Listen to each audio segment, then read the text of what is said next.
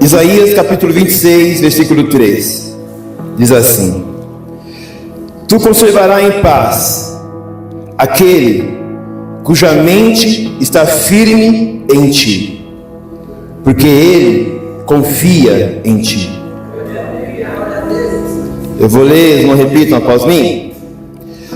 Tu conservarás em paz aquele cuja mente está firme em ti, porque ele confia em ti. Tu conservarás em paz aquele cuja mente está firme em ti. Solte tuas mãos e dê uma linda salva de palmas para o Senhor. Celebre a palavra, celebre a palavra. Fala conosco, Senhor. Fala conosco.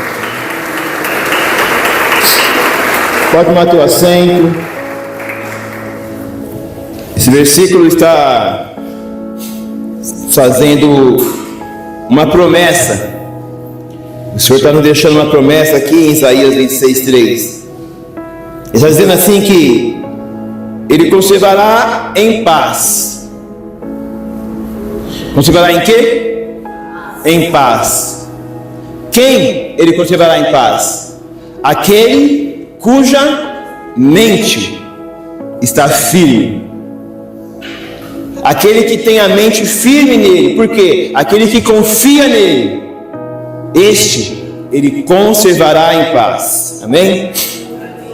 Então é uma promessa. Se nós tivermos a nossa mente firme nele, se nós tivermos a nossa confiança nele, nós estaremos em paz. A nossa mente estará em paz. Eu faço uma pergunta: é possível nos dias de hoje ter uma mente em paz em tempos de guerra? Será que é fácil? Será que é possível nós mantermos uma mente em paz nos tempos atuais que vivemos? Tempos de guerras. O mundo vive em guerra. E não é uma surpresa se nós formos ler em Mateus capítulo 24, versículos 6 e 7. Mateus 24, 6 e 7. Jesus, no sermão, já dizia isso. Ele vai dizer: E ouvireis de guerras, de rumores de guerras. Olhai, não vos assusteis, porque é mister que isto tudo aconteça, mas ainda não é o fim. Porquanto se levantará nação contra nação, e reino contra reino, e haverá fomes, e pestes, e terremotos em vários lugares. Escrito isso há quase 2000 anos atrás. Jesus está dizendo que haveria guerras, rumores de guerra, nação contra nação, reino contra reino, que haveria fome, pestes, terremotos em vários lugares. Será que ele estava dizendo alguma coisa em relação a esse tempo? Será que seria sobre esse tempo que Jesus estaria falando? Guerras, rumores de guerras, nós vamos ver, enche as nossas páginas, de noticiários. Se você ligar a televisão, ligar o rádio e for ouvir o noticiário, o que você vai ver é guerra. Existe uma guerra no mundo todo. Você já ouviu falar sobre guerra de Rússia contra a Ucrânia? Já vai para 3 anos. Israel, Hamas, Síria, Sudão, Congo, Etiópia. Várias guerras acontecendo o tempo todo em vários lugares. E não só guerras militares, mas guerras políticas, guerras ideológicas, guerras tarifárias. Vivemos em um mundo onde estamos sempre em guerra. Mas a maior guerra que enfrentamos não está acontecendo lá na Ucrânia, na Rússia. Não é no Congo, não é na Etiópia, não. Não está acontecendo longe de nós. Às vezes está acontecendo tão próximo a nós, e muitas vezes não nos apercebemos disso. Existe uma guerra que nos rodeia. A Bíblia fala de Gálatas, nós vivemos numa guerra espiritual. O bem contra o mal. O bem, o espírito quer uma coisa e milita contra a carne, que quer outra coisa. Existe uma guerra entre a carne e o espírito, acontecendo aonde? Dentro de nós. Então a maior batalha não está lá de fora, muitas vezes está onde? Dentro de nós. Muitas vezes não percebemos isso, mas a nossa maior guerra às vezes acontece dentro de cada um de nós. Guerra internas, guerras na nossa mente. Ansiedade, medo, estresse familiar, preocupações financeiras são guerras silenciosas que muitas vezes enfrentamos. Talvez você esteja enfrentando algumas dessas batalhas dentro da sua mente. Ansiedade, depressão, medo, preocupações. Milhares e milhares enfrentam isso. Quando você escrever essa mensagem, eu já tinha ministrado em outro contexto, em uma das quartas-feiras, o Salmo 94. Daí de onde estava falando com o pastor Lucas, ele falou, eu vou ministrar sobre o Setembro Amarelo. E eu falei, poxa vida, eu até citei alguma coisa, mas não falei nada sobre o Setembro Amarelo. Nós estamos aí lá no quarto domingo, e eu lembrei. O Setembro Amarelo é um mês conhecido como um mês dedicado à conscientização sobre a prevenção do suicídio e sobre uma atenção ao cuidado da saúde mental. Muitas vezes nos preocupamos muito com a nossa saúde física, né? Com a nossa alimentação, fazemos dietas. Eu cortei o pão, eu e o pastor Roberto. Já faz mais de um mês que a gente não come um pãozinho quentinho da padaria. Faz mais de um mês que eu não esquento o pão, passa a manteiga e a manteiga derrete assim no pão. Deixa. Nós fomos no mercado esse dia entrar, nós entramos. Ai, cheiro de pão. Coisa simples, né? Um pãozinho. A gente está cuidando da nossa saúde física. A gente cuida da saúde espiritual. A gente ora, a gente busca a palavra, a gente se alimenta num culto como esse. Porque nós somos corpo e somos espírito, não é isso? Mas muitas vezes esquecemos de cuidar de uma outra parte do nosso ser. Corpo, espírito e alma. Alma diz o quê? Sentimento, a nossa saúde mental. Muitas vezes não nos apercebemos, não cuidamos e enfrentamos essa guerra. Uma guerra silenciosa. E faz nos lembrar que muitas vezes ao redor de nós essas batalhas acontecem, na verdade não ao redor, mas dentro do nosso ser, dentro da nossa casa, dentro da nossa família, enfrentamos essas guerras. E se não cuidarmos também da nossa saúde mental, muitas vezes iremos perecer, e muitos se perdem nisso. Esse Salmo 94 vai falar muito sobre isso. Pessoas que sorriem por fora, mas por dentro gritam. Salmo 94 é uma mensagem atual para mostrar que mesmo que a ansiedade domine a nossa alma, mesmo que a ansiedade venha nos afrontar, mesmo que a ansiedade venha querer crescer dentro de nós mesmos, existe um consolo. O consolo do Senhor nos traz alívio. O consolo do Senhor traz paz ao nosso coração. Então por isso eu quis ministrar essa mensagem hoje, porque isso também é um papel das igrejas. A igreja deve ser um lugar de acolhimento, não de julgamento, um lugar de cura. Então se porventura alguém entre nós esteja passando por um momento de ansiedade, de preocupações, alguém de nós a mente está a milhão, agora não é o lugar. Eu não tinha te visto aí. Ela da coluna. Fabiano tá aí. A Fabiana tá aí. A Emily tá aí, enorme. Existe um lugar de cura, um lugar de descanso, um lugar de esperança, um lugar de consolo. O amor de Deus, o amor leal que nos sustenta. Salomão, em Provérbios capítulo 4, 23, diz assim: sobre tudo que se deve guardar, guarda o teu coração, porque dele procedem as fontes da vida. Sobre tudo que se deve guardar, guarda o teu coração. Diga, esse coração não é o coração órgão, esse aqui está bem guardado. Uma caixa torácica aqui, ossos, estelas que guardam o nosso coração. Nosso coração está muito bem protegido como órgão. Ele está falando aqui, guarda o teu coração, que guarda a tua alma, guarda o teu pensamento, guarda as tuas emoções, porque delas procedem as fontes da vida. Então quando ele está falando guardar o coração, é sobre isso. Pensar em coisas boas, para que pensamentos de medo, preocupações e ansiedade não venham a governar a nossa mente. Guarde o seu coração. Confiança. Guardar o coração significa isso: vigiar, proteger, filtrar aquilo que você ouve, filtrar aquilo que entra no seu interior, na sua mente, porque aquilo que você pensa, né, vai automaticamente induzir as suas atitudes. As suas atitudes vai cada dia mais fazer que com as suas atitudes vai influenciar no seu caráter. Aquilo que você pensa, tem um provérbio que ele diz isso: aquilo que eu penso, assim eu sou. Então cuide do que você pensa, cuide da sua mente. E no Salmo 94, vamos aí, no Salmo 94, versículo 17, o salmista vai estar falando sobre isso.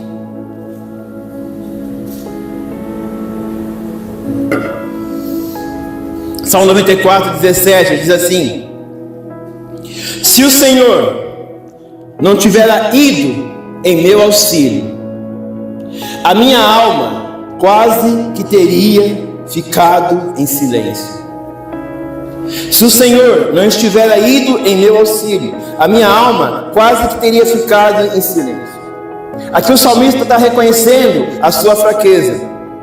Ele diz: se não fosse a ajuda do Senhor. Aqui ele reconhece que ele precisa de ajuda.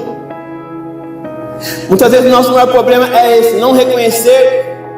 Nem sempre a falta de reconhecer o problema, mas não reconhecer que precisamos de ajuda. Então ele está falando aqui: a minha alma ficaria em silêncio. E muitos dos dias de hoje tem essa escolha de não pedir ajuda e preferir o silêncio da alma. Vivem sorrindo por fora, mas morrendo em silêncio por dentro. Nos dias de hoje muito acontece isso. Famílias de pé por fora, mas por dentro gritando, sofrendo em silêncio. Então aqui ele está reconhecendo a sua fraqueza. E reconhecer fraqueza, meu querido, não é derrota. Reconhecer fraqueza é o primeiro passo para a vitória. 1 Pedro, capítulo 5, versículos 6 e 7. 1 Pedro 5, 6 e 7. Humilhai-vos, pois debaixo da potente mão de Deus, para que a seu tempo vos exalte, lançando sobre ele toda a vossa ansiedade, porque ele tem cuidado de vós. Humilhar-vos diante da potente mão de Deus. Humilhar o quê? É reconhecer essa necessidade, reconhecer a nossa fragilidade, reconhecer que nós não temos nem controle das nossas próprias vidas, e que precisamos estar entregando a nossa vida, a nossa batalha, a nossa guerra, a nossa mente, os nossos pensamentos a quem? Na potente mão de Deus. Ele vai dizer ainda: lance sobre mim toda a vossa ansiedade. Lance sobre ele a vossa ansiedade, porque ele tem cuidado de nós.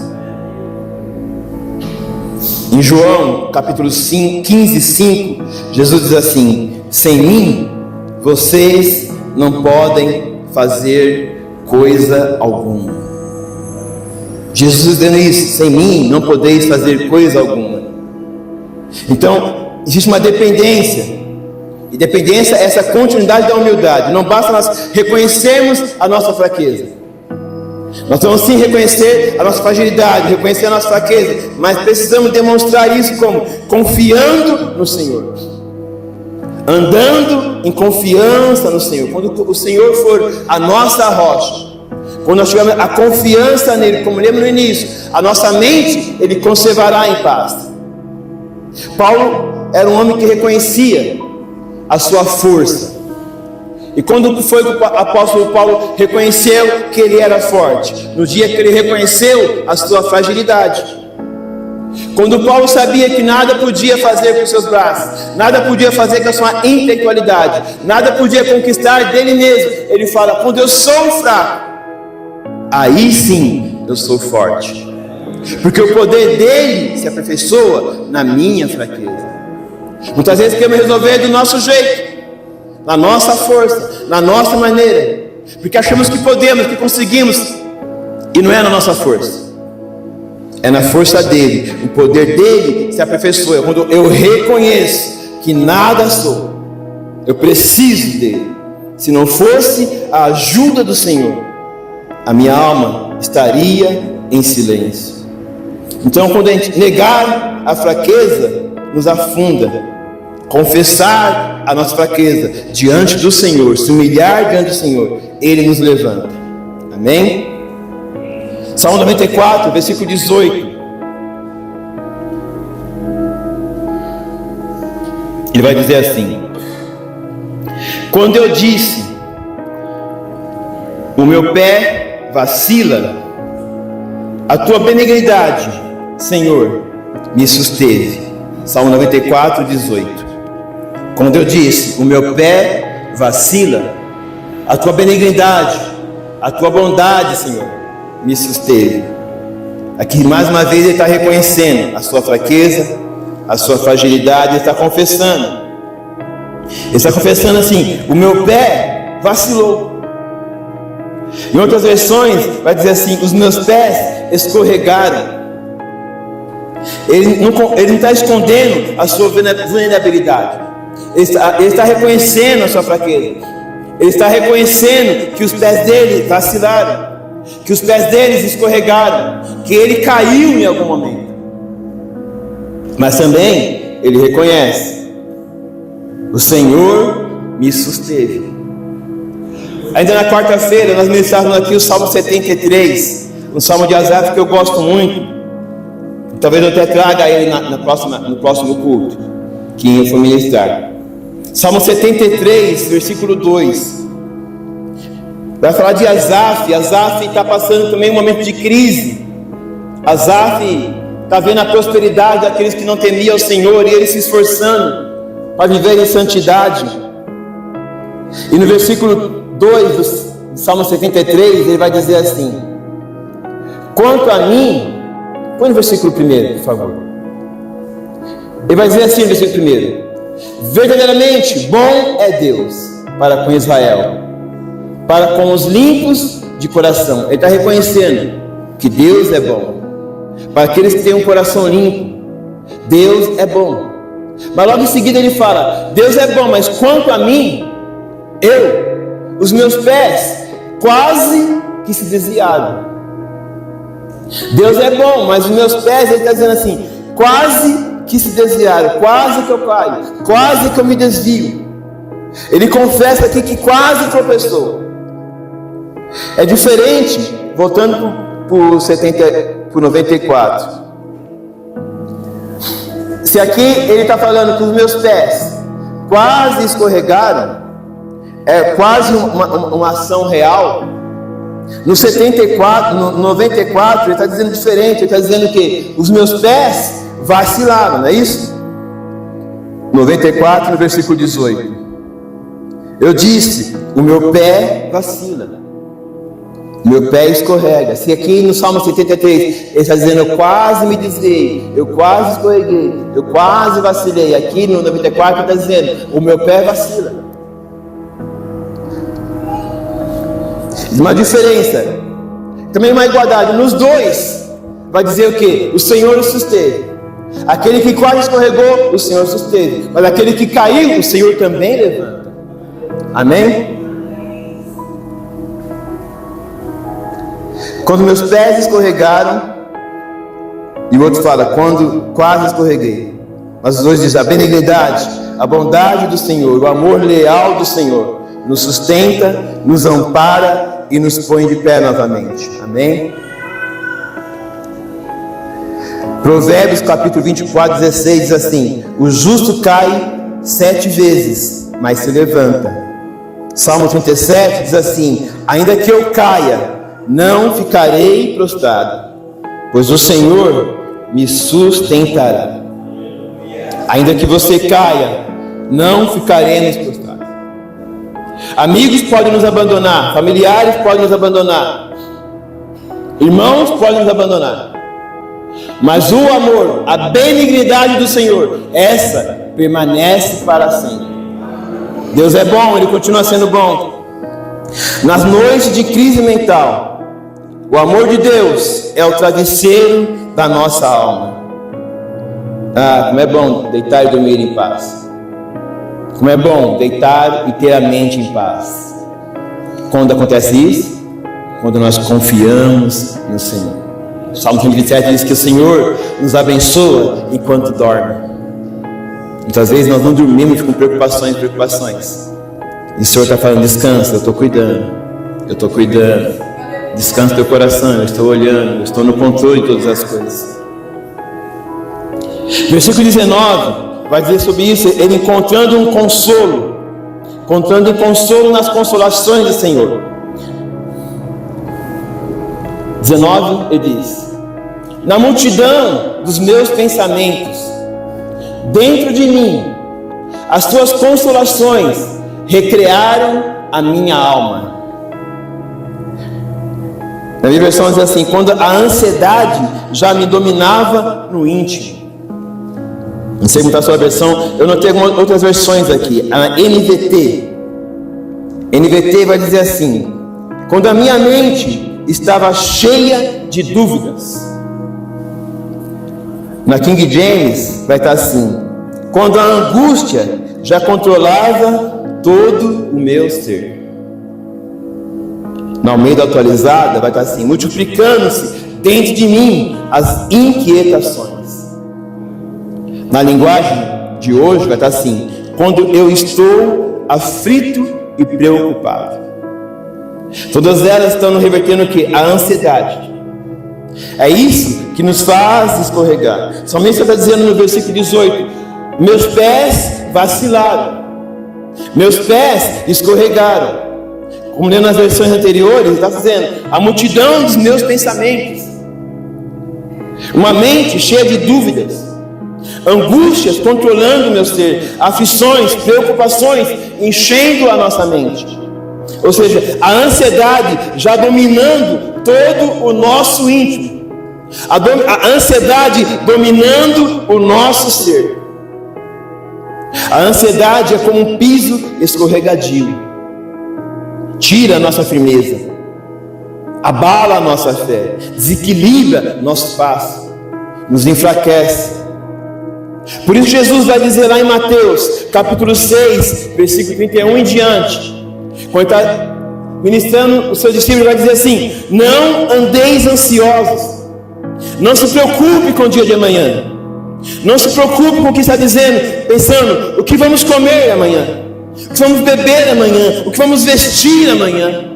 Ele vai dizer assim: o Senhor cuida dos lírios do campo, o Senhor cuida das aves do céu, o Senhor cuidará de cada um de nós.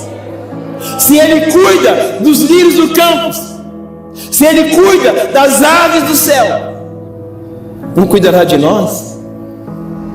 Será que Deus não cuidará dos seus filhos, de cada um de nós? Jesus está dizendo: não andeis ansiosos.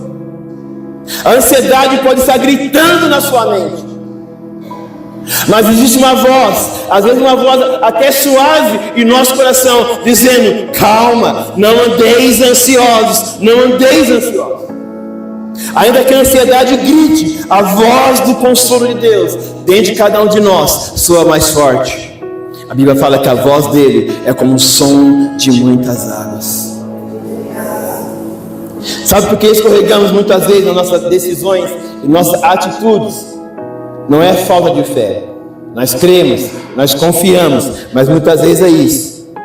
Deixamos a ansiedade tomar espaço no nosso coração. Demos mais ouvido às nossas preocupações. E começamos a pensar: mas vai acontecer, e talvez não vai acontecer, e na maioria das vezes não acontece. Ou às vezes acontece de tanto você ficar pensando naquilo. Tem um comercial de dessas empresas que fazem monitoramento, e o comercial dela, já viram lá, a mulher está deitada na cama e está pensando: e se o ladrão entrar? E se meu filho não sei o quê?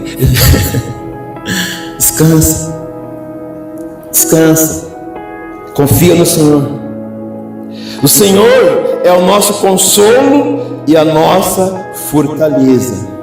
Salmo 46, versículo 1 diz isso. Salmo 46, versículo 1 vai dizer assim: Deus é o nosso refúgio e fortaleza, socorro bem presente na angústia. Deus é o nosso refúgio e fortaleza. O que nos ensina aqui? Quando ele fala de refúgio, refúgio é o que? É o nosso interior. Nós temos um lugar de descanso para a nossa alma. Deus trata nossas emoções, Deus acalma a nossa mente, Deus traz paz ao nosso coração. Ele é o nosso refúgio. No momento de ansiedade, Ele é o nosso abrigo secreto. Refúgio fala sobre isso. Refúgio fala sobre esconderijo. Salmo 91 vai dizer o quê? Aquele que habita, aquele que se refugia na sombra do Onipotente achará descanso. Ele é o nosso refúgio, há descanso quando nos escondemos nele. Mas também Ele é a nossa fortaleza. Esse refúgio está falando do nosso interior. Quando Ele fala que Ele é a nossa fortaleza, Ele está falando do quê? Do nosso exterior. Deus é a nossa proteção contra os ataques que vêm de fora. Ele é o refúgio do ataque que vem de dentro, da nossa mente, da nossa alma. Mas também é a nossa fortaleza. Ele cria muralhas ao nosso redor. Vocês estão entendendo isso? Ele é o refúgio da nossa mente, do nosso coração. Mas Ele também é a nossa fortaleza. Ele é o nosso escudo.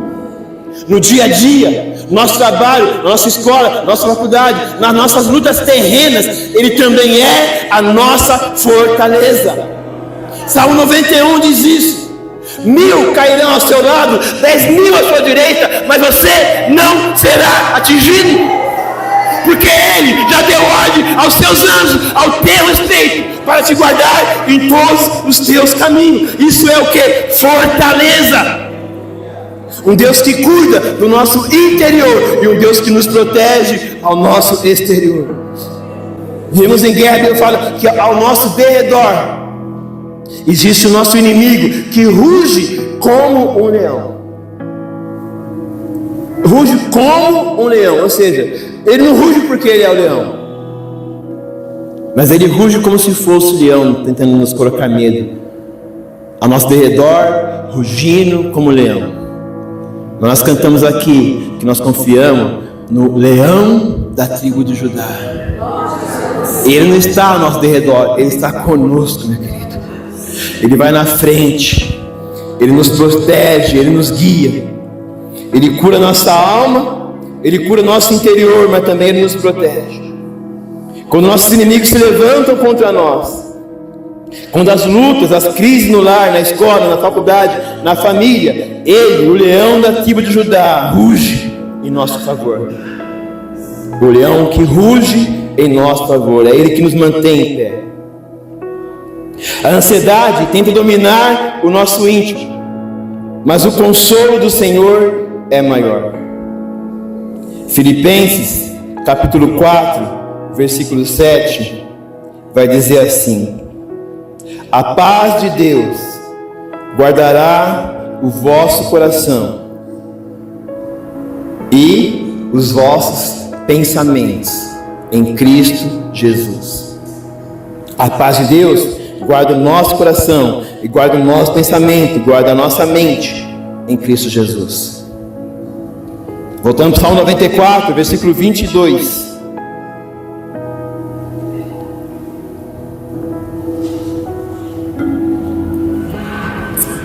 Ele vai dizer: mas o Senhor é a minha defesa, a fortaleza, e o meu Deus é a rocha do meu refúgio.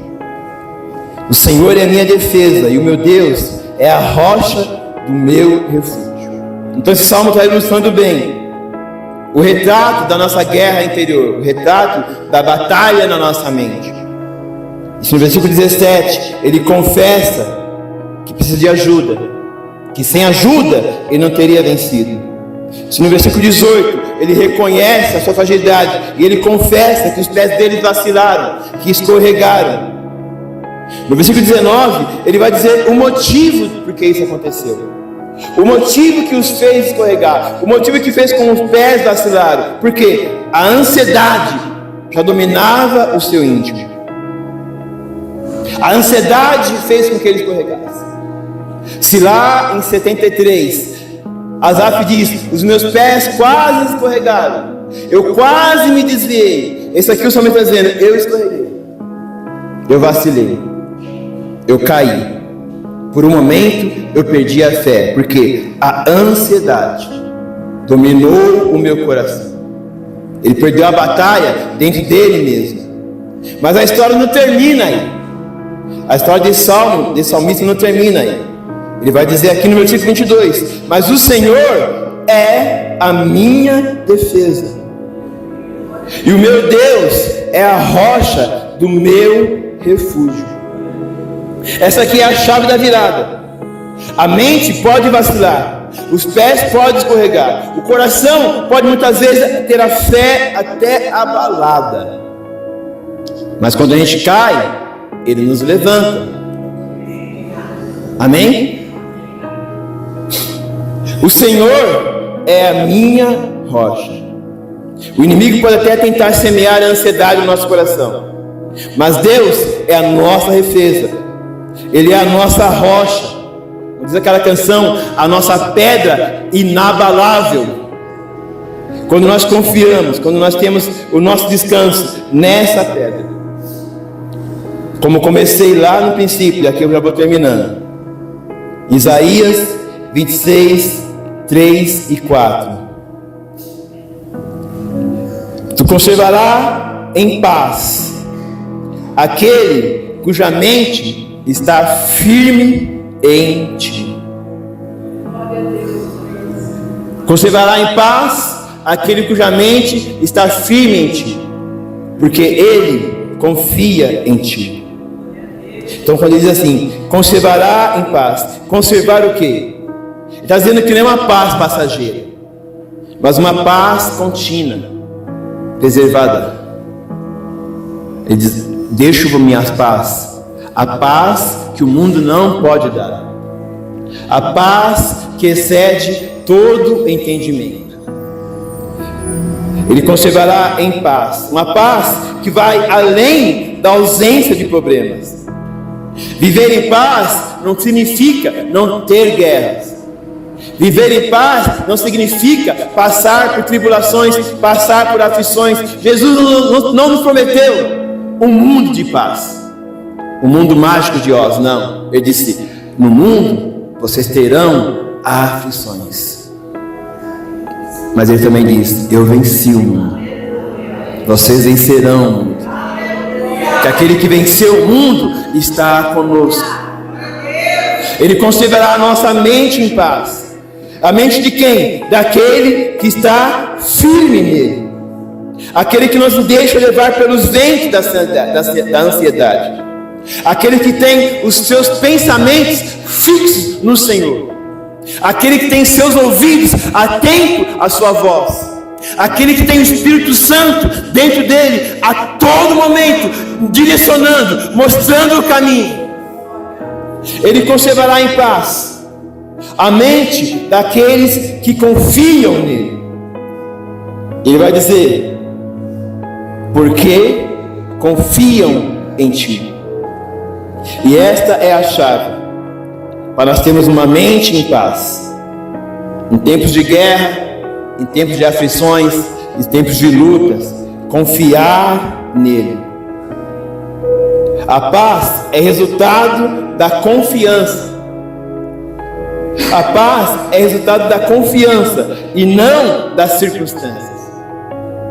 Você não vai estar em paz quando tudo estiver resolvido, quando tiver uma calmaria. Isso não significa que você vai estar em paz. Eu conversava com uma pessoa, ela dizia assim: a minha vontade é sumir, a minha vontade é pegar meus R$2 e ir para uma paz de avião. Isso é fé. Ela não falou isso, mas assim, a minha vontade é sumir. Minha vontade é ir lá para a China e esquecer tudo isso. Se a mente não estiver em paz, meu querido, ainda que você vá para a China, você não vai encontrar descanso. Muitas vezes pensando assim, eu preciso de férias, preciso descansar. E você vai lá para... Me fala um lugar bem gostoso aqui. Recife. Ai, que lugar chato. Porto de Galinhas. Chato lá, né, Fernando? Foi lá, Fernando? Fernando foi para Fernando de Noronha já, né, Fernando? Não? Você não foi para Fernando de Noronha? Vai lá, diz que é legal. Eu estou pensando, na minha série, eu estou pensando em ir para a França. Estou pensando, igual o ano passado. Estou pensando em ir para a França, igual o ano passado. Não que eu fui ano passado, eu pensei nisso ano passado também. Eu fico pensando. Brincadeiras à parte, meu querido. Você pode ir para o lugar mais tranquilo que for, deitar numa rede, tomando um suco, o vento batendo, barulho das ondas. Lá em Itanhaém, né, Carlos? Na rocha, barulho do mar, os passarinhos cantando. E se a sua mente não estiver em paz, você não vai descansar. Então a paz não se remete às suas circunstâncias, mas a paz se remete à sua confiança. Uma mente firme em Deus tem um coração blindado contra a ansiedade. O versículo 4 vai dizer assim: confiai no Senhor perpetuamente, porque o Senhor Deus é uma rocha eterna. Então a paz não está falando de uma circunstância, a paz está falando de uma confiança. Confia no Senhor perpetuamente, porque o Senhor Deus é uma rocha eterna. Confiar é uma decisão diária. É acordar pela manhã e confiar que o Senhor está conosco. Um Deus que não nos abandona, um Deus que não nos desampara. Confia perpetuamente, ou seja, não é confiar apenas nos dias bons e dizer que o Senhor é bom para comigo. É também confiar nos dias maus e saber, ainda que não esteja acontecendo da maneira que eu pensei que aconteceria, ainda que não estou vendo nada acontecer, nada mudar, a minha confiança nele faz acreditar, o Senhor continua sendo bom. Confia perpetuamente, nos dias bons, nos dias maus, confia, porque ele é uma rocha eterna, uma rocha inabalável, uma segurança, uma fortaleza, um escudo. Tudo pode mudar, mas a nossa rocha eterna nunca muda. A paz na mente se constrói assim, através de nós confiarmos nele. Eu perguntei quando no início, existe uma forma de nós mantermos a mente em paz? Em dias de guerras, e esse tempo de guerra, esse tempo de ansiedade e preocupações, somos bombardeados com más notícias. Bombardeado, o mundo tenta nos influenciar. É crise, eu gosto de pensar nisso. O mundo pode estar em crise, mas nós estamos em Cristo. E não há crise maior que Cristo. Descansa teu coração, meu querido. Confia no Senhor. Confia perpetuamente no Senhor, porque Ele é a nossa rocha inabalável. E Ele conservará em paz a mente, o coração daqueles que nele confiam. Estou dizendo nessa manhã para cada um de nós: acalma o teu coração. Descansa a tua alma. Faz como Davi diz: por que te perturbas dentro de mim, ó minha alma? Por que te aquietas dentro de mim, ó minha alma? Confia no Senhor, descansa no Senhor, eu ainda me alegrarei. Por quê? Porque Ele é a minha rocha eterna, Ele é a minha fortaleza, Ele é o meu escudo no dia das angústias. Eu clamei ao Senhor e Ele ouviu a minha voz. Vamos ficar de pé. Ah, babalabas, tererebalalás.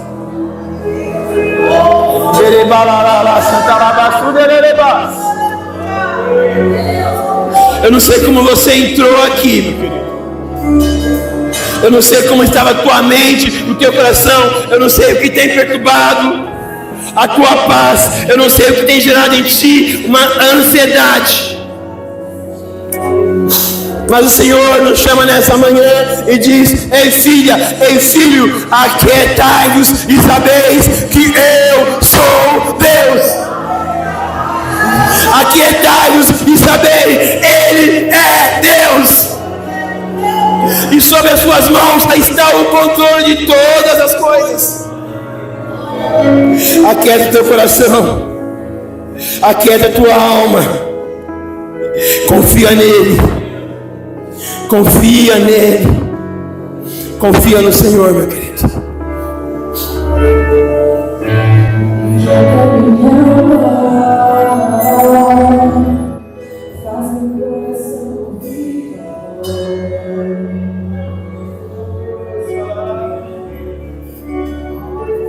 Vem para perto, vem para perto.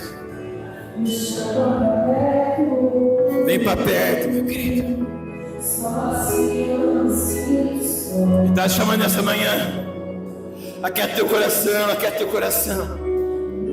Vem mais perto, vem para perto, vem para perto. Há descanso, há refúgio.